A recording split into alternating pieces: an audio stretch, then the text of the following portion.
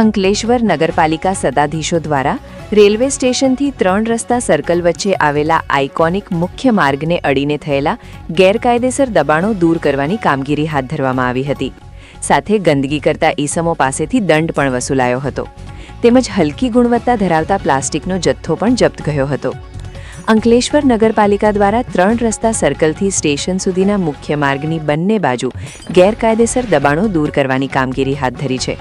પાલિકા તંત્ર દ્વારા માર્ગની બાજુમાં આવેલી દુકાનોની બહાર લટકાવવામાં આવેલા બોર્ડ, લારી ગલ્લા તેમજ દુકાનના સામાનના કારણે ઊભા થયેલા દબાણો તેમજ ફૂટપાથ પર કરેલ દબાણો જે ટ્રાફિક માટે નડતરરૂપ બન્યા હતા તે તમામને દૂર કરવામાં આવ્યા હતા.